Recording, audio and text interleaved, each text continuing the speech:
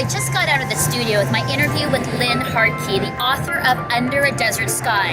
She literally lives in a desert, but she also has faced those desert moments. And here's why. She's a breast cancer survivor, but both her parents succumbed to cancer. And so she started off with the question, why me? And ended up with the question of, where are you, God?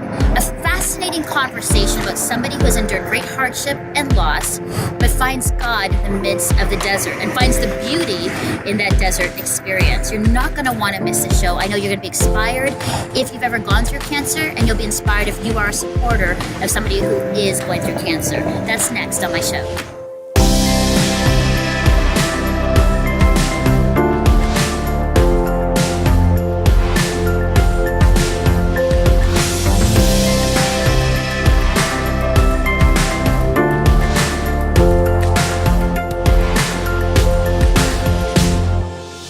Lynne, I'm so glad that you're on the show with me today and Your Story with Melinda. Welcome. Thank you. Thank you for having me. And now tell me where I am speaking with you from over Skype. I live in Chandler, Arizona, which is in the Sonoran Desert, but we are considered part of the metropolis of Phoenix. Okay. Now, for someone who has never been, honestly, in a desert, let alone lived in a desert, tell me what that's like. I think for my viewers and listeners, a lot of us would never know what desert living is like. Give me a picture. Talk to me about it. Is it what we really think, where it's dry, dusty with rattlesnakes and cowboys?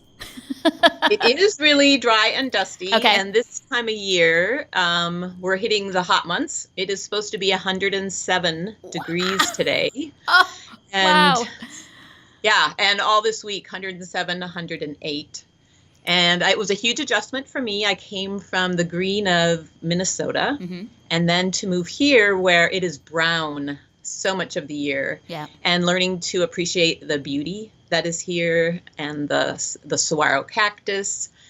And we're unusual in a desert. Is actually we have 2 rainy seasons. So we'll have the monsoons of summer and then the winter rains. So we're considered actually a lot of biodiversity here in the Sonoran Desert. Wow. So this is an interesting question then. So before the desert, you said in the greens of, did you say? Minnesota. So let's go a little bit farther back, because we love hearing about people's story as a young person growing up in the faith. Let's hear a little bit about your upbringing as well, and then how you came to a relationship with Jesus. How did that all begin? Well, I grew up in southern Minnesota in Albert Lea in a farming community. Both of my parents were teachers in that community. And when I was 11 years old, my dad gave me a book. He said, you should read this book. It was The Cross and the Switchblade by David Wilkerson. Yes, I know that one well. I grew up with that one as well. And he came and spoke in our little town of Albert Lea, and we all went to hear him. And although I had been raised in a church all my life, it was the first time I realized, hey, Jesus came and died for me. And I like to say Jesus came off the flannel graph and into my... The famous flannel graph. I had those all throughout my Sunday school time too, Lynne. Yeah. And so that was when I was 11. And when I was 16, I got involved in a ministry located in northern Minnesota. That had outreaches to the First Nation people of Canada, amongst the Cree and the Ojibwe. And I was on staff with them after I graduated from high school, and that is where I met my husband. Okay. So, yeah. And so you met your husband, and I know now that you are, he's a pastor. You've been pastors of your church for how many years now? 32 years. Wow. In the same congregation. Now, he started out as a youth pastor and then became the senior pastor. Did you ever think that you would be pastoring in support of a church for that long? No, and I never thought I would even be pastoring. When I met my husband, he was a wilderness guide. Oh, no way. Flannel, full beard, kind of a hermit type. Yeah. And then, we worked among the Cree and Ojibwe for... 2 years before we were married, and then 2 or 3 years after. And we had our first son, and we're thinking, well, we want to see more what a local church does. Yeah. We had been in parachurch ministry, and we took this job as kind of an interim down here in Chandler. Thought 1 or 2 years, and sometimes short decisions become a lifetime. What were your some of the challenges or surprises about working with First Nations people when you decided to go into that work? Not a lot of people will or do. What would you say were some of the experiences that you faced, or were wonderful experiences for you working with the First Nations people? I didn't realize before going in the richness of their culture. Yeah. And a lot of it is matriarch society, at least in the village that we were in. And there was an elderly woman, Granny Hill, who was convinced if she spoke loud enough and long enough at us, we would learn Cree. And I have wonderful memories of that time. And we kind of lost contact with people we had known, of course, until Facebook came up. And then suddenly we now have relationships again with people that we knew 30 years ago. Mm-hmm. Beautiful. So, Lynne, you come into this place, you're now in the desert. Mm-hmm. And you've written a book, Under a Desert Sky. Yes. Redefining hope, beauty, and faith in the hardest places. Whew. That is, there's a lot in that. I think for a desert, there's the physical desert that you've talked about where you live, and there's rattlesnakes and it's dusty and that. But also that also is about your own journey as well. Why write this book? What was the start or the reason for penning this? And you're a great writer. There's lots of great imagery within what you write, and so when I'm reading it, it's like these beautiful images come, and I can see myself there. So why this book at this time? I wrote the book because it is my cancer story, with the cancer story of both my parents. And when you're in the midst of a cancer story, you live in the overwhelming now. There's not really a past, there's not really a future. It's just now as you're hit with assault after assault and a new diagnosis, new treatment. And so it was a way for me to go back and write down the story and to see where God had been in the pages. And I knew some of it, but part of it was for me to discover for myself, God, where were you in this overwhelming now of all three of our stories with cancer? And so I wrote the book for myself, first of all, and then showed it to a friend of mine who's a writing coach. And she said, I think we should try to get this published. So that's kind of how it began, for myself, first of all. Talk to me about this. I've had a number of close friends diagnosed with cancer, have come through, difficult, chemo radiation. And I also now have a very close person in my life, it actually makes me a little emotional, that has been diagnosed with breast cancer just a few months ago. And I guess it's a learning for me, Lynne, as someone who is a support person or a friend, to watch this happen, how to do it well. Because there's the other side where the person who has cancer, but then there's also the people who are supporting and are on the journey with them, right? Yes. Let's talk with you first, and then I would love your thoughts on the person supporting. But when you were diagnosed and realized it, what were your initial thoughts and conversations with God? I know that you alluded to that as well, and that's why you've written this book, because it was written, for you. But what were your initial thoughts about that? Shock or your conversations with God when you found out? My initial reaction was just numbness. It's almost like time stood still, and I can relive that moment like in freeze frame, bit by bit. Interesting enough, my parents were with me when I got the phone call from the doctor. So I was diagnosed first before they were. And the only thought that came through in all that numbness was, I need to call my husband. And how am I going to tell him that I have the same disease that killed both of his parents? And dialing him up and not having any words. I say cancer stole my words at that moment. I couldn't even tell him, but he knew as soon as, I'm sobbing on the other end. And and from there came conversations with God. I still had 2 children at home. 2 were grown, but we were still in the midst of raising a family. And how could I have cancer? There's no history of cancer in the family. And just the unbelief and trying to process all of that along with all the new medical terminology and the treatment options. It's overwhelming. And at that place, especially as a mom and a wife, honest talks with God, what were you saying? What were you saying to him? And what were you hearing or not hearing back from him? Interesting enough, I never had the why question answered. Yeah. I would say, why now? Why while the kids are still here? Why? Why did you bring me out to the desert to die? Echoing what the Israelites said in the desert. Why did you bring me out to the desert to die? And I can say I never really heard why, but God was so faithful to show me who he was in relationship. That was a prayer he pursued me with. I'm going to show you who I am in this dark, questioning, wandering desert, and I will be faithful in this hard place.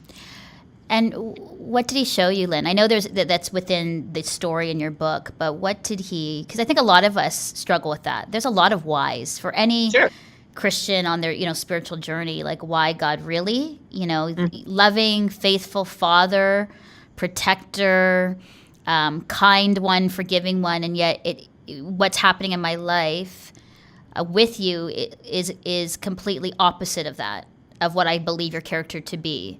What was he showing you about himself?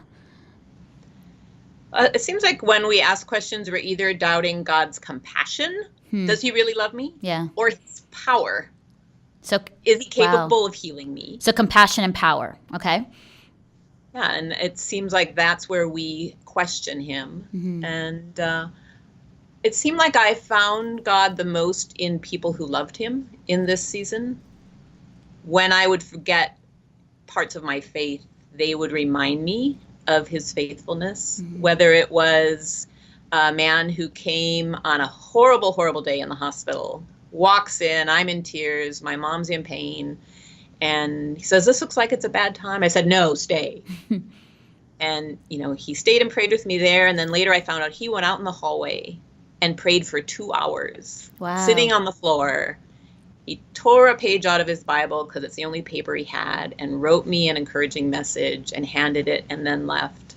And in the eyes of God's people, he showed me his faithfulness and love for me. And that's just one of many instances where I was reminded, okay, when I forget, there are those around me in community that help me to remember. Yeah. And I think that's key. I think, through all the stories that I've heard on my show, over and over again, it's God being manifest through people and community. Yes. And I always wonder, how people try to do life alone. You can't.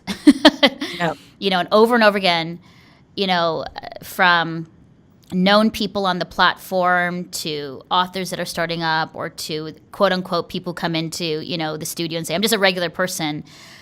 I always ask the same questions, and their answer always is, it was community, it was a friend, it was, part of our church community who helped me through that tough time, right? Yeah, and interesting enough, I thought I could do it alone at the beginning. Really? I call it being stupid strong. Yeah. It's just like, I'm going to be the strong woman, I'm going to carry the family, I'm going to whatever, and no, that didn't last very long. I didn't do it very well. Yeah. So as you're going through your own journey with cancer, what happens here with your parents? It's not just you, but cancer impacts your parents as well. What's that part of the story for you? So about a year after I finished active treatment, my dad is diagnosed with melanoma. And it's already through his whole lymph system. So it's stage 4. Wow. He starts chemo and a clinical trial because at that point he's only given 6 months to live. Whoa. And so he does experimental treatment and responds very well to it. And about a year after he starts treatment, I get a call from my mom that the lymph node in her groin is cancerous and she has ovarian cancer. Stage 3 soon elevated to stage 4. And so both of my parents are in treatment with only for life extending reasons. There's no promise of a cure for them. And that was our Lynne, family's reality. how is that? So you and then both your parents within the Yes. same year to two. It happens in about a 3-year window. So I'm diagnosed, then my dad a year later, then my mom a year later. But they went through chemo together. Okay. And I'm still going, every 6 months to have checkups. And Mm-hmm. there was a little season where they worried I had a different cancer that came back, but turned out not to be true. But all this going on, Yeah. one assault after another. Yeah. Well, it's one like thing for waves you to of have black it. blood. Yeah, it's one thing for you to be diagnosed, but then all of a sudden your parents. Yes. And so what are your thoughts and conversations with God when that happens? It's one to have a conversation about God, why me? And now it's sort of like why me and now why them? And then wait, and another parent. Like Yes. I would be honestly with my own broken humanity, I'd be very angry at God at this point. What are your thoughts through this time too? Well, I learned it's one thing to trust your own life Mm-hmm. to God, completely different conversation to trust those you love to Yeah. God, to trust that He's caring for them. Mm-hmm. And so, I thought, I accept His trust for me at one level. I had processed that with my cancer, but only to a level. And now it's like, okay, let's go to a different level. First my dad, and then my mom. And difficult time, hard time. And in that difficult time, it's you can't really do the pat answers like, honestly, God's good. It's gonna all work out. Everybody will be healed. We're all, you know what I mean? Like, we're kind of past that, in those kinds of, I think, statements. So Yes. how did you and your family, you and your husband, because I think it's something for me to learn from you, Lynne, as I journey with this as well. How did you do it? Like, how do you honestly get through each day and do this, and through grief and loss and looming over you, your own, death in that? How do you do this well? Because I know there's a lot of my viewers and listeners who are journeying through this right now or have, and there's still a lot of that pain and grief that, they're feeling. It is challenging, and I can't say we always did it well. Yeah. And my parents each wanted to live their story a little differently. My dad always was willing to face eternity. And so he did chemo for my mom. And he would say, I'm going to live until I die, and then my real life will begin. Mm-hmm. And so he helped us process that eternity is real. It's not just something we talk about or believe in our faith, but he lived that to a deep, deep way. My mom, however, wanted to fight it until the very end, chemo and every treatment. And she was very comfortable in the medical community. Mm-hmm. And I would say, Mom, how come we're doing all this? It's only life extending. She said, because life is beautiful. And she wanted to fight cancer with everything she had because life is beautiful. So I had both of these things from my parents. My mom, earthly life is beautiful. And my dad, eternal life is beautiful. Huh. They both lived out their stories differently, but with lessons for us and for my children to see. So life is beautiful here. It is. And then life is beautiful in eternity as well. Yeah. It's that whole thing, Lynne, about, sort of the here and now, right? Yes. Here and then the not yet. Sort of like here we are in our earthly place, and yet we know about eternity with God as well. Mm-hmm. That's the tension. I mean, I'll be honest. It's this thing where I know that death is inevitable and very present. I'm like, how am I going to live life here well?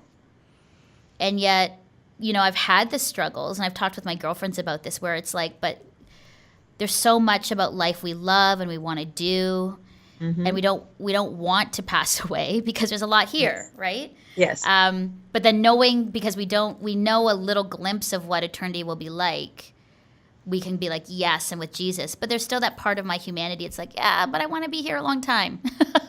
Yes, very much so. I want to be with my girlfriends and my husband and my kids and hang out and all these things. And I don't want to go yet. And yet, because I don't necessarily know the fullness of what's to come, right? Yes. So, wow. So in your book, and your hope for your book, Lynne, what's your hope as you penned this? It was for you, but then friends have said, write this for others. Mm-hmm. What's your hope with this book, that somebody picks it up and reads it, and what do you want them to get out of it? My hope for a reader is that when they pick it up, they would realize that they don't need to be alone in their fear, and they're not foolish. It's not foolish to hope, and yet they are never forgotten by a loving, pursuing God. Mm-hmm. Never in their whatever their hardest place is. Might not be cancer for them, but it's not foolish to hope. And I have a friend who says hope always has a future. Huh. And I guess that's my hope. My hope that they would grasp that hope always has a future. Sometimes it's an eternal future. Yeah. I think that's a good reminder, because we say that we hope and that we have hope, but if I was honest with myself, a lot of times I don't. Yeah. Right? I say it, I give lip service to it. I mean, I've been a Christian since I was 6 years old, so I know all the jargon and stuff to say, but I would say, Lynne, deep down in me, if I was honest, I'm not hopeful. Maybe I'm a realist. I'm like, this is how it is. And so I don't live in hope.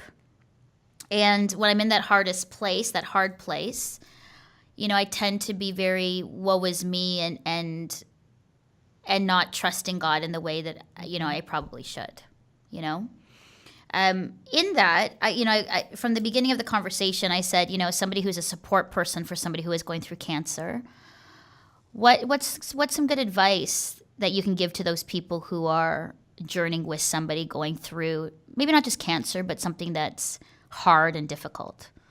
What did you see from your own community or husband and family that really helped you? Or maybe something that you learned that, you should have done as you're going through this? You know what I mean? What's a good advice for the support person? What I like to tell people is kindness is always a good option. Okay. And we like to try to think of really, really big things, but small things can have a ripple effect and spread out. And the scripture says, I was sick and you visited me. That's all it says. I was sick and you visited me. And to do that is to be like Jesus, and not to try to come up with the huge big thing, but do the meals, pick up the kids, visit someone, call them, text them, especially months later into the treatment when everyone else has fallen away. Still be that friend that does the kind thing. Yeah. Did your husband and family have a great community for them also to go to, to share, just freak out and scream? Not in front of you, but with somebody else. Do you know what I mean? I feel like yes, they need that. Yeah. Okay. Yeah. And that's the challenge. And that's another kind thing you can do with someone, is to ask them, how is their husband doing, the spouse doing? How are the kids doing? Because a lot of times they do get forgotten. And I think my kids probably more so. People, because my husband was a pastor, people would check in on him and make sure he's okay. But I think sometimes my kids did not receive the encouragement that they needed. Oh, and I think we're discovering that now, years later. Yeah. That's a really good point. Yeah. As we end our conversation here, Lynne, encouragement, for those that are just at a loss, that are hopeless, that are looking at their life like, I'm not living in this joyous place or purposeful place. And Christian or not, we're all in that place. We've all been at some point feeling that way. It's like, God, I know God. Maybe I have a relationship or I don't, but I just feel really and I don't have a direction, or I look around at other people on Facebook and Instagram and their lives look fantastic. and their hair looks amazing, windblown, and their skin is so even. What would you say to someone as just an encouragement for their life today? I guess I would want to encourage them that God is pursuing them in whatever hard place they find themselves in, and to look around, and in maybe the place that seems the most unlikely. For me, it was actually in the desert, in nature. I would find God there. Like I said, I found him in his people. And hold on to every good thing you believe about God in that hard time. Don't let go. Hold on to that good thing, and he's going to show himself faithful. That's good. I think that's, Lynn, a really great reminder, because sometimes when things aren't going our way, then we blame God and we think of all the bad things about him. He's not present. He's not speaking. He's given me this, why cancer, why, this impacting my parents. But I think you're right. I think we have to always go back to, who is God and his character? Who actually is he, right? Yes. As Father, and he is loving. He is present. We might not know it, but he is. And that's a really good reminder. And I love that for your book, Under a Desert Sky, Redefining Hope, Beauty, and Faith in the Hardest Places. I love that imagery because it can be a sort of the desert of your soul and experience, but also for you, it's actually literally living in the desert. Yes. I think, and it's beautiful. And it is beautiful, right? I think we think of desert, like I said, like, sort of in the movies of this dry and lonely, desolate place. But when I'm on your website, you take these great pictures of actually look at what's in the desert. You've got flowers and a rattlesnake. Yes. And all other things that you can actually find the beauty in those dark places. And I think that's a real encouragement for so many of us in that. Are you thinking about writing another book? I am thinking about it. Okay. But it's only in my brain at this point. And Lynn, where can we pick up your book? Where can people find it? It is available wherever books are sold, both online and in stores. I know Barnes & Noble and Parable Christian Books and Lifeway Christian Books all have it, and then online as well. And just for our viewers too, and listeners, I think for me, did you do chemo and radiation, and are you now cancer-free, or what is your status now with cancer? My cancer was caught early, so I didn't need chemo. Okay. But radiation, 5 years of a hormone blocker, and my oncologist fired me 2 years ago. Said I didn't need to come in any longer, so I am considered cancer-free. Wow. Beautiful. That's so great. Well, Lynn, thank you so much. I love your sort of your poetic way of not just writing, but even your words. Thank you for the encouragement. I think this is a book that everybody needs to pick up when not even just going through cancer, but any hard time that we're faced with. And thank you for writing and sharing with me your story here on our show. Thank you for having me. All right. Take care, and all the best with your new book. I'm going to say that right now publicly, with your new book that's in your brain, but hopefully will come to fruition soon. Thank you so much. All right, thanks again. Hey, wait. I know the show has ended and all, but could you introduce me to some of your really good friends? Sharing this episode on social media really helps us reach more people, and this story can inspire others to get stronger in their faith.